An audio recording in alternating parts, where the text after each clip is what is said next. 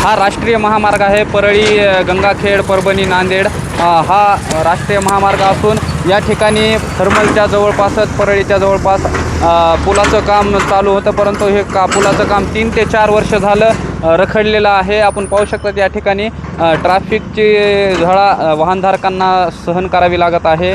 यामुळे या ठिकाणी मोठे मोठे खड्डेसुद्धा पडलेले आहेत। आता काही दिवसावरच पाऊस येऊन ठपलेला आहे आणि त्या पावसामुळे आता या ठिकाणी हा रोड जास्त प्रमाणात पाऊस झाला तर या पुलावरून पाणी जातं।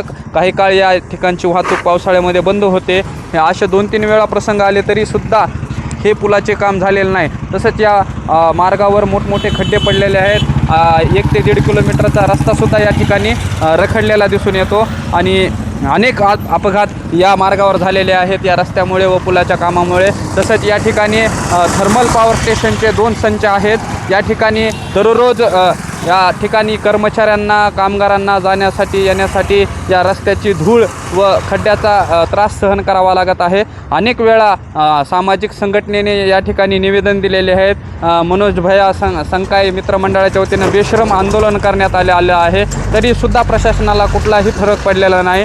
अजूनसुद्धा हे काम रखडलेलं आहे। तरी वाहनधारकांची अशी मागणी आहे की हा रस्ता तात्काळ करण्यात यावं, पुलाचं काम तात्काळ करण्यात यावं अशी मागणी आता वाहनधारक करत आहेत। दक्ष वार्तासाठी विकास वाघमारे, परळी, बीड।